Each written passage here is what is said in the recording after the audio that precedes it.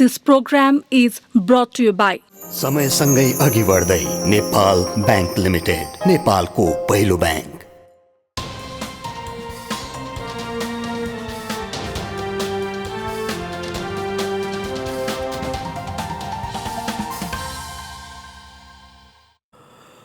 दर्शकवृन्द नमस्कार। AP talk टाइममा स्वागत छ। म मनोज जोशी। हिजो आज जतासुकै चर्चा छ नेकपाको। अब नेकपा के हुन्छ?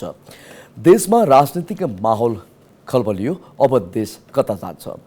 बहुमत प्राप्त सरकार यति चाँडै यस्तो अवस्थामा आउला भन्ने कसैले पनि सोचेको थिएन। तर एकतादेखि नै देखिएको समस्याले चाहिँ धेरै टिक्दैन कि भन्ने कुरा पनि थियो, जुन आजको अवस्थाले पुष्टि गरिदियो। देशमा अस्थिरता ल्याउनु नै थियो भने किन एकता गरियो भन्ने प्रश्न पनि उठ्छ। आज हामी यिनै अहिलेको गोलमाल राजनीतिक परिस्थिति र देश कता जाँदैछ भन्ने विषयमा जवाफ माग्नेछौँ। यसका लागि हामीले निम्त्याएका छौँ नेकपा केन्द्रीय सदस्य तथा बागमती प्रदेश सभा सदस्य राजेन्द्र पाण्डेलाई। उहाँ दाहाल नेपाल समूहका नेता पनि हुनुहुन्छ। स्वागत छ यहाँलाई। धन्यवाद। कस्तो छ यहाँलाई? हिजो आज त निकै सडक तताइरहनु भएको छ। परिस्थिति पनि त्यस्तै भयो होइन। अब हाम्रो पार्टीमा दुईजना अध्यक्ष हुनुहुन्थ्यो। दुईटा अध्यक्षमध्ये एकजना अध्यक्ष प्रधानमन्त्री केपी शर्मा ओलीले पुस 5 गते 2/3 को नजदिक रहेको प्रतिनिधि सभालाई विघटन गरेर मध्यावधि निर्वाचनको घोषणा गर्नुभयो र 2/3 माग्न भनेर चुनावको लागि अगाडि सार्नुभयो। पार्टीमा कुनै सल्लाह थिएन र एउटा आरोप लगाउनु भयो, मलाई घेराबन्दीमा पारे, काम गर्न दिएनन् र म चाहिँ विघटन गरे हुँ।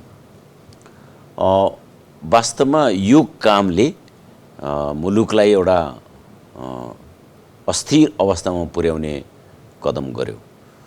हामीले धेरै लामो समय 48 सालदेखि पार्लियामेन्ट्री डेमोक्रेसी सुरु भएदेखि नै हामीले पटक पटक यो अविश्वासको प्रस्ताव, संसद विघटन भोग्यौँ। त्यही भोग्ने सिलसिलामा नै हामीले सोच्यौँ यो 70 सालमा दोस्रो संविधान सभाको निर्वाचन भइसकेपछि अब हामीले यस्तो पटक पटक संसद विघटन गर्ने परिपाटीलाई चाहिँ अन्त्य गर्नुपर्छ।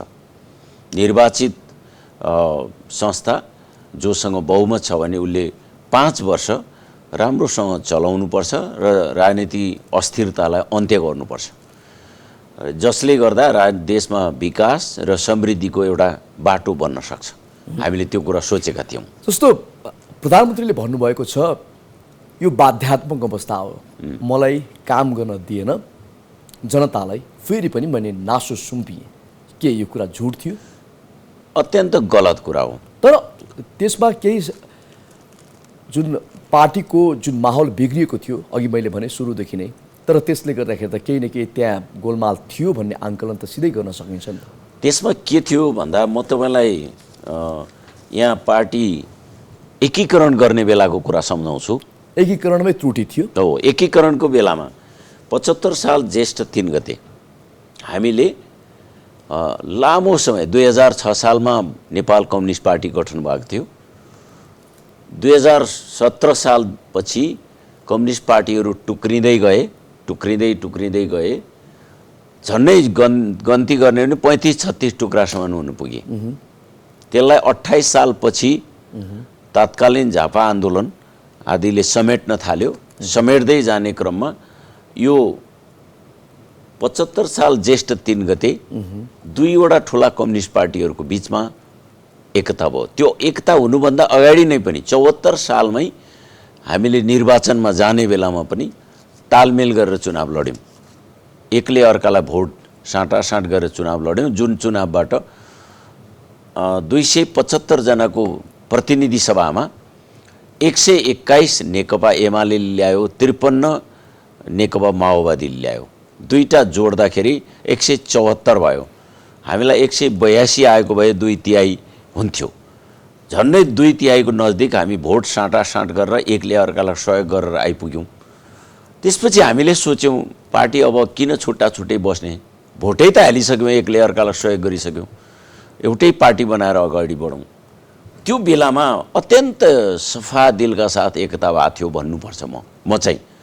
तर प्रकारान्तरले यहाँ गतिविधि हेर्दा केपी शर्मा ओली हाम्रो कामरेड तत्कालीन पार्टी अध्यक्षलाई के एउटा मनमा जाग्या रहेछ, म पूर्ण बहुमतको प्रधानमन्त्री बन्नुपर्छ, 5 वर्षसम्म बस्न पाउने गरी। उहाँको दिमागमा त्यो बाहेक अरू रहेनछ कि भन्ने शङ्का लाग्यो। अहिले बहुमत आर्जन गरियो, प्रधानमन्त्री बनियो। त्योभन्दा पछिल्ला दिनहरूमा यो 3 वटा बजेट प्रस्तुत भए, 3वटा नीति तथा कार्यक्रमहरू प्रस्तुत भए। उहाँले पार्टीका नेताहरू, हामी नेताहरूसँग सोध्छौँ, म त्यो सचिवालय थाई कमिटीमा छैन, त्यस कारणले मलाई त्यहाँभित्रको कुरा मैले नेताहरूबाट थाहा पाउने हो। उहाँहरूसँग सोद्धाखेरि उहाँले कहिल्यै पनि नीति तथा कार्यक्रमको सवालमा, बजेटको सवालमा पार्टीमा छलफल गर्नु भएन। ठिक छ, धेरै ठुलो ठाउँमा केन्द्रीय कमिटीमा त्यो सम्भव थिएन होला, तर हामीले नै बनाइदिया, एकीकरण गर्दा बनाइदिएको एउटा सचिवालय त थियो 9 सदस्यीय। त्यो सचिवालयमै छलफल गर्न सकिन्थ्यो कस्तो नीति ल्याउने। हामीले त जनतालाई त धेरै आशा बाँडेर आएको थियौँ, धेरै ठुलो आशा बाँडेर आएको थियौँ। समाजवाद उन्मुख अर्थतन्त्र निर्माण गर्ने भनेर आएका थियौँ र त्यो गरिब भोका नाङ्गा जनताको लागि जो लामो अवधिदेखि लड्दै आयौँ, जेल बस्यौँ, यो अप्ठ्यारा भोग्यौँ, रगत बग्यौँ, तिनैले रगत बगाए, ज्यान दिए नेपालमा कम्युनिस्ट व्यवस्था ल्याउनको लागि भनेर, कम्युनिस्ट पार्टीको सरकारलाई एकदम राम्रोसँग काम गर्न सक्ने हैसियतको बनाउन भनेर ज्यान दिए। तर तिनका बारेमा त केही पनि कार्यक्रम ल्याउन सकेनौँ। त्यो स्वयं केपी शर्मा ओली अहिले पनि उहाँले भन्दा हुन्छ, रेलका कुरा गर्नुहुन्छ, पानी जहाजका कुरा गर्नुहुन्छ। पानी जहाज र रेलले अहिले त्यो हाम्रो गाउँको श्रमजीवी जनताको मुखमा माड हालिहाल्दैन, अहिले तिनको जीवन परिवर्तन गरिहाल्दैन। पहिलो त तिनका जीवन परिवर्तन गर्ने कार्यक्रम खोइ त। त्यो 3 पटकसम्म बजेट ल्याउँदा हामीले उहाँले जे ल्याउनु भयो, केही सल्लाह सुझाव दियौँ, उहाँले मान्नु भएन, तैपनि पास गर्दै गयौँ। तपाईँहरूलाई के को आपत्ति भयो त? उहाँ 5 वर्ष प्रधानमन्त्री चलाउनु थियो, अध्यक्ष खानुहुन्थ्यो भने यसमा आपत्ति जनाउनु पर्ने होइन। आपत्ति होइन, पार्टीभित्र पार्टीको नेताले पार्टीको निर्णय मान्नुपर्छ पर्दैन। तपाईँले सुन्नुभएको छ, तपाईँ एउटा मिडिया फिल्डको मान्छे हुनुहुन्छ, हामी सुनिरहेछौँ, पत्र पत्रिकामा पनि आएका छन्। बालुवाटारमा बैठक हुन्थ्यो, उहाँले पछिल्ला दिनहरू के भन्न थाल्नुभयो, म तपाईँहरूको बैठक मान्दिनँ, बहुमतको निर्णय मान्दिनँ, तपाईँले बोला ठाउँमा आउँदिनँ। आज तपाईँले देखिरहनु भएको छ नि, धनगढीमा भाषण गर्न पुग्नु भएको छ, ढल्केबरमा भाषण गर्न पुग्नु भएको छ, मेची महाकाली उहाँको दौरा चल्या छ। त्यति बेला बालुवाटारभित्रै प्रधानमन्त्री निवासभित्रै भएको बैठकमा उहाँ सुरक्षाको के अरे स्वास्थ्यको कारणले जान सक्दिनँ, दुम्बाराईको पार्टी अफिसमा सुरक्षाको कारणले जान सक्दिनँ भनेर उहाँ ती बैठकमा समेत जानु भएन। हामी त्यस्तो देखिरहेछौँ। त्यसो भएको हुनाले उहाँले पार्टीलाई अवज्ञा गर्नुभयो, पार्टीलाई अवज्ञा गर्नुभयो।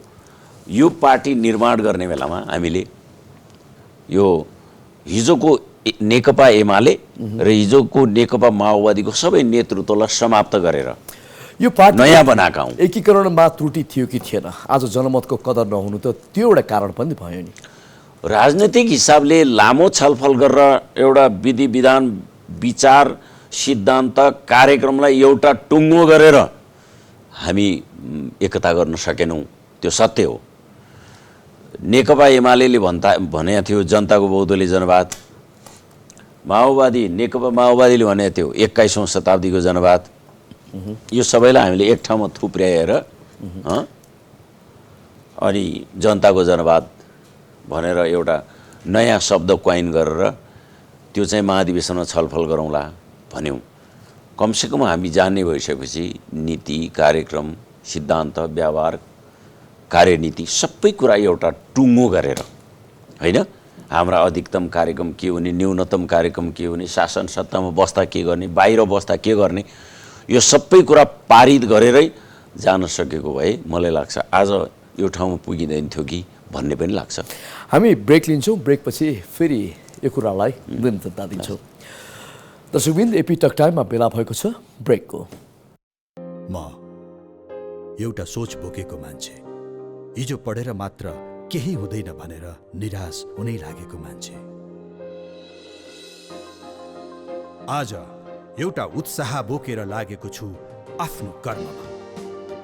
मेरो विश्वास, मेरो भरोसा अनि मेरो प्रगतिको सहयात्री, जसले मेरो हरेक उतार चढावमा साथ दिँदै मलाई एउटा सफल व्यवसायी बनायो। तपाईँ र हामी जस्ता सृजनशीलहरूको सोचमा ऊर्जा भरिरहेको छ नेपाल बैंक लिमिटेड। समयसँगै अघि बढ्दै नेपाल बैंक लिमिटेड, नेपालको पहिलो बैंक। दर्शकबिन्द, ब्रेकपछि स्वागत छ। आज हामीले कुराकानी गरिरहेका छौँ समसामयिक देशको राजनीतिक विषयमा। हामीसँग हुनुहुन्छ नेकपा केन्द्रीय सदस्य तथा बागमती प्रदेश सभा सदस्य राजेन्द्र पाण्डे। उहाँ दाहाल नेपाल समूहका नेता पनि हुनुहुन्छ। स्वागत छ ब्रेकपछि यहाँलाई। धन्यवाद। र प्रधानमन्त्री ओलीले अहिले तपाईँहरूले सडक आन्दोलन चर्काइरहँदा ओली के भन्नुहुन्छ भन्दाखेरि निर्वाचन जुनसुकै हालतमा हुन्छ, उहाँहरू केही महिनापछि नागरिक समाजका अगुवा भनेर फेरि त्यही सडकमा आउन बाध्य हुनुहुन्छ भन्ने अभिव्यक्ति आइरहेको छ। अब यसलाई उहाँले के भन्न चाहनुहुन्छ? म तपाईँलाई बताउँ, उहाँले निर्वाचन गराउनु गरेकै होइन। निर्वाचन हुन्छ या हुँदैन? हुँदैन। निर्वाचन गराउन खोजेकै होइन। म तपाईँलाई एउटा हिसाब गरौँ, उहाँ के प्रधानमन्त्री पद छोड्नको लागि निर्वाचनको घोषणा गरे हो? दुईटा पार्टी मिलेर एकले अर्कालाई भोट साटासाट गरेर दिएर भएको चुनावमा तात्कालीन नेकपा एमाले 121, 275 को प्रतिनिधि सभामा माओवादीले 53, 174 ल्याएको थियो। दुईटा मिलेर सबै भोट साटासाट सबै दिएर आज विभाजित भएर जाँदा त्यही हिजोको एकै भएर भोट हालेको पार्टी टुक्रिएर दुईपट्टि भोट हुँदा आउँछ 2/3। जनतालाई बेकुब बनाउने यति झुटो, सफेद झुट। पर्सि चुनाव हुँदा के हुन्छ? केपी ओलीले गनेर 10 सिट जितेर देखाउन सक्नुहुन्छ? त्यसो हुनाले यो चुनाव गर्नलाई होइन, अब देशलाई ब्ल्याक होलभित्र प्रवेश गराउन लो चुनाव हुँदैन। म यहाँ तपाईँको अगाडि यो निर्वाचन सम्बन्धी निर्वाचन आयोग ऐन, त्यो निर्वाचन आयोग ऐनको यो आयोग ऐनमा प्रष्ट लेखिया छ। ऐनको दफा 19 मा कर्मचारी नियुक्ति गर्न वा तोक्न सक्ने प्रचलित कानुनमा जुनसुकै कुरा लेखिएको भए तापनि निर्वाचन अवधिभर आयोगको स्वीकृति बिना कुनै पनि कर्मचारी सरुवा गर्न वा काज खटाउन पाइने छैन। उहाँहरूको कुरालाई चित्त नबुझ्या कर्मचारी निर्वाचन आयोगको कानुनको सहसचिवलाई अहिले सरुवा गर्नुभएको छ। अहिले सरुवा गर्नुभएको छ। यसको मतलब के? कानुनको सरासर बर्खिलाफ गर्ने सरकार अनि ऊ चुनाव गराउन चाहन्छ? त्यति मात्र होइन, राजनीतिक दल सम्बन्धी नियमावली, राजनीतिक दल सम्बन्धी ऐनको जो नियमावली छ 2074, यसमा भनेको छ त्यो नियम 23 को उपनियम 6 मा विवाद निरूपण सम्बन्धी सुनवाईको प्रक्रिया। यस नियममा अन्यत्र जुनसुकै कुरा लेखिएको भए तापनि निर्वाचन अवधिभर विवाद निरूपण सम्बन्ध कुनै कारबाही गरिने छैन। विवाद त भइसक्यो नि, होइन? उहाँले पनि नेपाल कम्युनिस्ट पार्टी नेकपाको म हो अध्यक्ष भन्दै हिँड्नु भएको छ। यता हामीले कार्की ब्याङ्केटमा पुस 7 गते बैठक बस्यो। त्यहाँ 284 जना साथीहरू केन्द्रीय कमिटीको सदस्य 441 मध्ये उपस्थित हुनुभयो। 3 जनाले बाटामा आउँदा आउँदै हामी भ्याएनौँ भनेर 3 जनाले समर्थनको चिठी पनि पठाउनु भयो। 9 गते पनि बैठक बस्दा अर्को 5 जनाले थप्नुभयो। 292 जनाको समर्थन छ। अस्ति हाम्रो पार्टीको 25% केन्द्रीय सदस्यले फेरि बैठक मागे। माघ 12 गते निर्वाचन आयोगले हामी त 441 को केन्द्रीय समिति चाहिँ मान्छौँ, पुस 5 गतेभन्दा पछाडिको कुनै पनि बैठक मान्दैनौँ, हामी तपाईँहरूको यो 2 थरीको बैठकको निर्णय नै मान्दैनौँ भनिसकेपछि इमर्जेन्सी बैठक डाके डाक्न माग गरे पार्टी केन्द्रीय सदस्यहरूले। त्यो बैठकमा 275 जना उपस्थित भयो। अघिल्लो दिन डाकेर भोलिपल्टको बैठकमा 275 जनाले हिजो लगेर निर्वाचन आयोगमा हामी यति छौँ 441 मध्ये 441 मध्ये 4 जना साथीहरू मृत मरिसकेका छन् अनि 8 जनाले राजनीतिक नियुक्ति पाएको कारणले गर्दा यो पार्टी सदस्य त्यागिसकेका छन्। 429 जना छ अहिले केन्द्रीय कमिटीमा। त्यो 429 मध्ये हामी 275 जना आज उपस्थित छौँ। भनेपछि तपाईँहरूको बहुमत पुगेको शानदारको भन्नुहोस् भएको यहाँले शानदारको बहुमत छ। अनि अब यो अवस्थामा हामीले अहिले पार्टी फुटको कुरा केही पनि होइन। हामीले केपी शर्मा ओलीलाई पार्टीको अध्यक्षबाट हटायौँ। अस्तिको बैठकले पार्टीको सदस्यबाट नै हटायौँ। विष्णु पौडेल महासचिवलाई महासचिव पदबाट हटायौँ। अरू पार्टी सग्लो छ। त्यसो भएको हुनाले हामी निर्वाचन आयोगबाट यो दल, राजनीतिक चुनाव चिन्ह, सिङ्गो दलको नाम सबै हामी प्राप्त गर्छौँ। यो आधिकारिकता पुष्टि कसरी गर्नुहुन्छ तपाईँ? आधिकारिकता पुष्टि त निर्वाचन आयोगले गर्नु पर्यो नि त। हामीले त प्रश्न भन्यौँ। हामी तर निर्वाचन आयोगले त अहिलेसम्म नेकपा फुटेकै छैन भनेको छ भन्दाखेरि अब माधव नेपाल वैध कि अवैध? निर्वाचन आयोगले त्यही भन्नलाई सबैभन्दा ठुलो कुरा माधव नेपालको प्रश्न होइन। अहिलेको प्रश्न भनेको 441 जना 441 जनाको बहुमत कतातिर छ? त्यो बहुमत जता भयो पार्टी त्यही हो पार्टी। हाम्रो पार्टीको विधान, पार्टी त विधानले चल्छ नि होइन। हाम्रो पार्टीको विधानको प्रष्ट विधानले भनिदिएको छ धारा 65 मा बहुमतको निर्णय पार्टीको निर्णय प्रष्ट भनेको छ। अनि बहुमतको निर्णय नमान्ने हो भने निर्वाचन आयोगले चुनाव किन गराउने? निर्वाचन आयोगले त एउटाले 1 लाख 1 भोट आयो, अर्कोले 1 लाख भोट आयो भने त्यही 1 भोट बढी हुनेलाई जिताउने होइन र? होइन, त्यो संसारभरिको सर्वमान्य सिद्धान्त हो कि होइन? 1 भोट बढी भएपछि त्यसलाई जिताउने, बराबर भयो भने गोला गर्ने हो। त्यसैबाट प्रष्ट हुन्छ निर्वाचन आयोग बहुमतलाई मान्छे मान्दैन त। बहुमत त हामीसँग छ। निर्वाचन आयोगले हामीलाई बोलाउनु पर्यो। हामी भनिरहेछौँ बोलाउनुहोस्। निर्वाचन आयोगको चौरमा हामी जम्मा हुन तयार छौँ। हामी शनाखत गर्न गराउनुहोस्। हामी टाउका गनेर देखाउन सक्छौँ हामीसँग। तर ओली पक्षले बहुमत दाहाल नेपाल पक्षको होइन कि बहुमत हाम्रो पक्षमा छ भनिरहेको छ। यहाँले भनिरहनु भएको छ फेरि त्यसमा सेटिङ मिल्यो, सेटिङ छ भन्नुभएको छ र सेटिङ अनुसार नै निर्वाचन आयोगले पार्टीको आधिकारिकता ओली पक्षलाई दियो भने यहाँहरू के गर्नु? त्यो सम्भवै छैन। त्यो नहुने कुरा। त्यसो भए त्यो निर्वाचन आयोगै किन मान्नु पर्यो त? किन मान्नु पर्यो? जसले देशको संविधान मान्दैन अनि पार्लियामेन्टले बनाएको कानुन मान्दैन, भएको तथ्यलाई चिन्दैन, गन्दैन भने त्यो निर्वाचन आयोगको अर्थ के हुन्छ? निर्वाचन आयोगका प्रमुख निर्वाचन आयुक्तहरू सबै गएर भन्नुभएको छ यो बहुमतको निर्णय है, यहाँ बहुमत जोसँग छ उसैले चुनाव चिन्ह पाउँछ। विगतमा पनि निर्णय त्यही भएको छन्। विगतका नजिरहरू पनि त्यही भएको छन्। आज पहिलो घटना होइन नि त्यो त। यस्ता घटना त धेरै भएको छन्। पहिला सद्भावना पार्टीदेखि सुरु भएका विवादका कुराहरू। त्यसो भएको हुनाले हामीसँग पूर्ण बहुमत छ।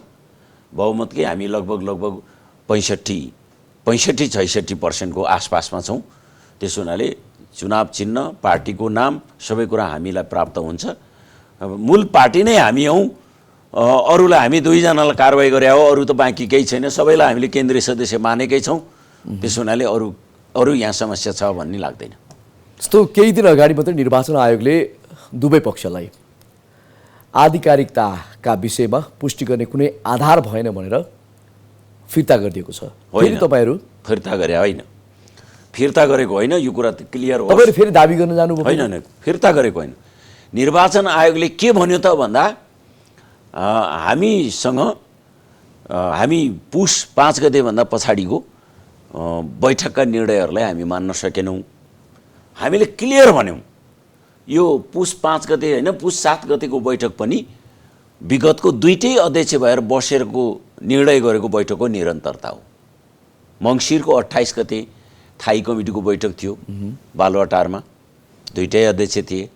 मङ्सिरको 28 गते भएको बैठकले पुस 5 गतेलाई बैठक राखेको थियो।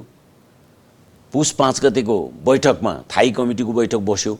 कार्यकारी अध्यक्ष पुष्पकमल दाहालले त्यसको अध्यक्षता गरे, किनकि 77 भदौ 26 गते थाई कमिटीको बैठकले निर्णय गरेका छ। स्वयं केपी शर्मा ओली समेत बसेरै सर्वसम्मतिले निर्णय गरेका छ। कार्यकारी अध्यक्ष पुष्पकमल दाहाल उनले बैठक चलाउन सक्ने, निर्णय गर्न सक्ने अधिकार दिएको छ। बकाइदा साथले पार्टीको अन्तर्पार्टी निर्देशनमा जारी गरेका छ। त्यो सबै कुरा निर्वाचन आयोगमा पनि जानकारी छ। यी सबै कुरा हेर्दा त्यो बैठक मङ्सिर 28 गतेको बैठकको निरन्तरता हो। त्यही निरन्तरताको बैठक अनुसार पुसको 7 गते बैठक बस्या हो। किन देख्नु भएन? निर्वाचन आयोगलाई हामीले सम्झा, किन देख्नु भएन? यो पुरानै दुईटै अध्यक्ष बसेर गरिएको निर्णयको निरन्तरता हो। त्यसो हुनाले तपाईँले अस्ति माघको 12 गते गरेको निर्णय बेठिक छ। यसका केही कमीहरू छन्। ठिक छ, 441 जनाको केन्द्रीय कमिटीलाई ओके गर्नुभयो, त्यो ठिक छ। तर कतिपय कुराहरू तपाईँहरूले सोचेको एउटा उहाँहरूको दिमागमा के रहेछ, प्रथम अध्यक्ष केपी शर्मा ओली भन्ने भान रहेछ। हाम्रो विधानले के भनेको छ भने दुईटा अध्यक्ष हुनेछन्, दुईटा अध्यक्षले पालै पालो अध्यक्षता गर्नेछन्। पालै पालो अध्यक्षता गर्ने भन्ने कुरा हाम्रो विधानको धारा 18 मा उल्लेख गरेको छ। पालै पालो अध्यक्ष गर्ने भनेपछि कोही प्रथम र कोही द्वितीय भन्ने हुन्छ त? जोले अध्यक्षता गर्यो त्यही प्रथम हो त्यो दिनलाई चाहिँ। तर प्रधानमन्त्री केपी शर्मा ओलीले महाधिवेशन अगाडि अध्यक्ष छाड्दिन, चुनाव अगाडि प्रधानमन्त्री छाड्दिन भन्ने अभिव्यक्ति दिइसक्नु भएको छ। त्यो त एउटा निरङ्कुश तानाशाहले बोल्ने टाइपको भाषा हो। पार्टीको केन्द्रीय कमिटीले हामी तपाईँलाई हटाउँछौँ भनेपछि छाड्दिन के? सके यो कुर्सी मरे छोड्दिन, छोड्न पऱ्यो भने कुर्सी भाँचिदिन्छु भने होइन उहाँले? भाँचिदिनु हो, कुर्सी सुर्सी भाँचिदिनु भयो सबै। म छोड्दिनँ। यो त एउटा निरङ्कुश तानाशाहले बोल्ने भाषा भयो। लोकतान्त्रिक परिपाटीको प्रधानमन्त्रीले, लोकतन्त्रबाट स्थापित व्यवस्थाको प्रधानमन्त्रीले बोल्ने भाषा होइन यो। तर यसमा त असंवैधानिक कदम जुन भनिएको छ, यसमा त प्रचण्ड र माधव नेपालको पनि हात छ भन्छन् नि। त्यो बाहिरबाट जे भन्दै नि हुन्छ नि, कसरी हात छ? हात भए किन समर्थन गरेनन् त? यदि यो कुरामा उहाँहरूको पनि हात छ, गर भने भए समर्थन किन गरेनन्? होइन भने किन सडकमा संसदमा ल्याएको विधेयकलाई तपाईँहरूले साथ दिएको होइन? के विधेयकलाई? संसदमा जुन विधेयक आयो त्यो विधेयकमा त प्रचण्ड नेपाल पक्षले नै साथ दिएर आज यो अवस्था आयो भने कुन विधेयकलाई साथ दियौँ र हामीले? त्यस्तो विधेयक त कुनै आएको छैन। एक त उहाँले अध्यादेश जारी गर्नु, बाहिर आएका कुरा चाहिँ के हल्ला मात्रै हो? हल्ला हुनु। पहिला अध्यादेश जारी गर्नुभयो, त्यसको पनि प्रतिवाद भयो। वैशाख महिनामै गर्नुभयो, अध्यादेश जारी गर्नुभयो। राजनीतिक दल सम्बन्धी पनि 30%ले पनि पार्टी फुटाउनु पर्ने कुरा पनि लिएर आउनु भएको थियो हो। त्यो कुरा के रहेछ, उहाँहरूसँग 40% रहेनछ। त्यस कारणले 30% भन्यो भने पार्टी फुटाएर अर्को पार्टी बनाउने योजना त त्यो बेलदेखि रहेछ नि त। फेरि अहिले अर्को अध्यादेश लिएर आउनुभयो होइन? त्यो अध्यादेश ल्याउने कुराको पनि यतिसम्म भयो। थाई कमिटीको बैठक बसिरहेको थियो, उहाँले अध्यादेश ल्याउनु भयो भनेपछि यो अध्यादेश फिर्ता गर्नुहोस् भने मैले फिर्ता गरेँ। अब तपाईँले अविश्वासको प्रस्ताव फिर्ता गर्नुहोस्, राष्ट्रपति कहाँ जानुभयो अरे? त्यो राष्ट्रपतिमा गएको कुरा पनि फिर्ता भयो, तर उहाँले अध्यादेश फिर्ता गर्नु भएन। त्यसो भएको हुनाले यहीँबाट देखिन्छ अध्यक्ष केपी शर्मा ओलीको, तत्कालीन अध्यक्ष केपी शर्मा ओलीको व्यवहार बोली एउटा निरङ्कुश तानाशाहको जस्तो देखियो। आई एम द स्टेट, म राज्य हुँ, मैले जे गर्यो त्यही कुराहरूले मान्नुपर्छ भन्ने खालको क्यारेक्टर, बोली, व्यवहार देखियो। त्यसैले यो अब देश सङ्कटमा प्रवेश गर्ने अवस्थामा आइपुग्यो। यहाँले कहिले सोच्नु भएको थियो 2/3 नजिकको पार्टी, बहुमत प्राप्त पार्टी, जनताले भोट दिएर यहाँहरूलाई यो अवस्थासम्म ल्याए, आज यसरी नाङ्गे झार हुन्छ भन्ने यहाँले कहिले कल्पना गर्नुभएको थियो? अब राजनीतिमा त्यस्तो भविष्य सोच्न त पर्दो रहेछ होइन? तर यस्ता घटनाहरू यो पहिलो होइनन् नि।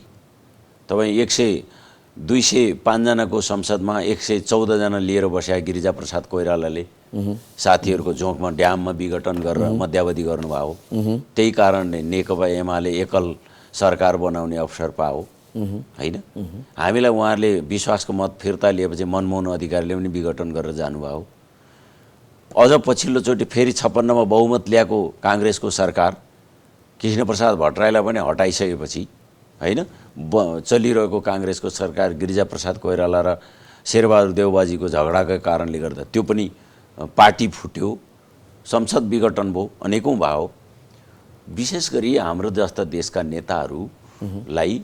नेताहरूमा जे सत्तामा पुगेपछि जे पलाउँछ नि त्यो एउटा निरङ्कुश शासक हुने, लामो अवधिदेखि शासनको ढलिमली गर्नुपर्ने, सबै कुरा आफ्नै अनुकूलको मान्छे, आफ्नै यसम्यानहरूलाई जम्मै ठाउँमा भर्ती गर्नुपर्ने, कमाइका स्रोतहरूमा सबै ठाउँमा हात पुर्याउनु पर्ने, यो सोच जे विकास हुन्छ हाम्रो जस्तो पछाडि परेका विकासोन्मुख देशहरूको प्रब्लम हो भन्ने लाग्छ मलाई। यो समस्या हो। यही समस्या हिजो काङ्ग्रेस पार्टीमा हुँदा पनि थियो, आज कम्युनिस्ट पार्टीमा हुँदा पनि भयो र त्यस्तो नहोस् भन्ने सोचेका थियौँ हामीले। हाम्रो नेताले चाहिँ यस्तो गर्दैनन् होला भन्ने सोचेका थियौँ। हाम्रो नेता पनि उनीहरूभन्दा फरक देखिएन। अब नेताजी, हामी कार्यक्रमको अन्तिममा आइसकेका छौँ। ओली पक्षीय नेताहरूले र प्रधानमन्त्री स्वयं ओलीले पनि तपाईँहरूलाई पार्टीमा समाहित हुन र आउन मिलेर जानको लागि आग्रह गरिरहेको अवस्थामा अब तपाईँहरू मिल्ने कुनै बाटो छ या छैन, के छ? मलाई के लाग्छ भने मिल्ने भने के, एउटाले चोरी गर्छ अथवा अपराध गर्छ, अर्कोले अपराध नगर भन्छ, अनि त्यो मिलौँ भने त त्यो अपराध आधा आधा बाँडौँ भने होइन। त्यही अपराध मैले गरे अपराध तँ पनि अलिकति लि भने हो। पार्टीले कारवाही गरिसक्यो, हटाइ नै सक्यो, अब मिल्ने के? त्यो कारवाही म पालना गर्न तयार छु भनेर आउन तयार हुनुहुन्छ केपी शर्मा ओली? मिल्ने ल, तपाईँले पार्टीको तर्फबाट केन्द्रीय कमिटीको बहुमतले मलाई हटाएछ, ठिक छ, म स्वीकार गर्न तयार छु। मलाई हटाउने तहको त्यति लेभलको गल्ती चाहिँ मैले गरे होइन होला, म फेस गर्न पनि तयार छु। महाधिवेशनमा फेस गरौँ, तर यो गलत तपाईँले ममाथि अलि बढ्ता प्रहार गर्नुभयो, ठुलो हम्मर हान्नु हो, सानो हत्यौडाले काम गर्थ्यो अलि ठुलोले हान्नुभयो भन्न पनि त सक्छन्। त त्यो गर्न तयार छन् त केपी ओली ब्याक हट्न तयार छैनन्। बरु नाश होस् है, नाश होस्, त्यो भिरमा गएर खसियोस्, भित्तामा गएर ठोकियोस्, तर पछाडि हट्न तयार छैनन्। उनको बोली चाली व्यवहारबाट तपाईँ देखिरहनु भएको छ। हेर्नुहोस् देशको प्रधानमन्त्रीका बोली कति उत्ताउलो, कति उद्दण्ड भएर बोल्दै हुनुहुन्छ। उहाँका बोलीका कारणले अर्का पक्षका नेताहरू पनि बिस्तारै अलिकति त्यस्तै बिग्रेका बोली बोल्दैछन्। यो भेटेको मन परेको दिन उहाँले केसम्म पनि भन्नु भने बाक्सा साँटेर बत्ती निभाएर पनि हामीले प्रचण्डलाई जितायौँ भन्ने टाइपका शुद्ध पनि बोल्नुभयो। के बोले त्यो देशको प्रधानमन्त्रीले? त्यस हुनाले यो राजनीतिभित्रको कल्चर समाप्त भएको, संस्कृति समाप्त भएको, व्यवहार समाप्त भएको, एउटा अधोगतिमा पुगेको संस्कृति सुरु भयो हाम्रो देशमा। मैले यही देखेको छु। अब तपाईँहरूको बाटो के हुन्छ छोटोमा? हाम्रो बाटो, हामी संविधानको हिसाबले, हामी अहिलेको वर्तमान राजनीतिक परिस्थितिको पनि हिसाबले हामी सही बाटोमा छौँ। हामी यो पार्टीलाई व्यवस्थित गरेर लिएर जान्छौँ। विगतका गल्ती कमी कमजोरीहरूलाई सच्याएर लिएर जान्छौँ र नेपाल कम्युनिस्ट पार्टी नेकपालाई एकताबद्ध पार्टी बनाएर लिएर जान्छौँ। गलत गर्नेलाई हटाउँछौँ, एकताबद्ध पार्टी बनाएर लान्छौँ। अब तपाईँहरू सडकमा हुनुहुन्छ, सडकमा आउँदैमा प्रतिनिधि सभा बिउतन्छ? प्रतिनिधि सभा बिउतन त संविधानको धाराले बिउत्यो नि हो। संविधानमा विघटन गर्ने ठाउँै छैन। विघटन त त्यस्तो प्रधानमन्त्रीले विघटन गर्न सक्छ जुन प्रधानमन्त्रीसँग ले राष्ट्रपति समक्ष गएर मलाई प्रधानमन्त्री बनाइदिनुहोस्, म 30 दिनभित्र विश्वासको मत लिन्छु, सकिन भने ठिक छ भन्ने प्रधानमन्त्री, जसले 30 दिनभित्र विश्वासको मत लिन सकेन भने मात्रै विघटन गर्न पाउँछ, न त विघटन गर्ने ठाउँ छैन। त्यस हुनाले विघटन गर्ने ठाउँ नै नभएको ठाउँमा त्यत्रो विद्वान न्यायाधीशहरू हजार मुद्दा फैसला गरेर त्यत्रो चाहिँ कपाल पाकिसक्या त्यस्ता विद्वान न्यायाधीशहरूबाट कुनै गल्ती होला, अनदेखा होला, संविधानको कुराहरूलाई बिर्सनु होला, म त कल्पना गर्न सक्दिनँ। त्यस हुनाले न्यायालयमा बस्ने न्यायमूर्तिहरूले सही ढङ्गले त्यो न्यायको तराजु सही ढङ्गले बोक्नुहुन्छ, तराजु अठ्याउनुहुन्छ भन्ने मैले बुझ्छु। धन्यवाद यहाँसम्म आएर आफ्ना महत्त्वपूर्ण भनाइ राखिदिनु भएकोमा। मलाई AP1 टिभीले आफ्नो केही कुराहरू राख्ने अवसर प्रदान गरेको धन्यवाद। दर्शकवृन्द, आज हामीले कुराकानी गऱ्यौँ अहिलेको प्रतिनिधि सभा विघटनपछिको परिस्थिति अब देश कता जान्छ, अहिलेको राजनीतिको यो पाटो कहाँनिर छ र यो कहाँ गएर अड्किन्छ, यिनै समसामयिक विषयमा केन्द्रित भएर कुराकानी गर्दैथ्यौँ। हामीसँग हुनुहुन्थ्यो नेकपा केन्द्रीय सदस्य तथा बागमती प्रदेश सभा सदस्य राजेन्द्र पाण्डेसँग। उहाँ दाहाल नेपाल समूहका नेता पनि हुन्छ। एपी1 हेर्दै गर्नुहोला। नमस्कार। This program is brought to you by समयसँगै अघि बढ्दै नेपाल बैंक लिमिटेड, नेपालको पहिलो बैंक।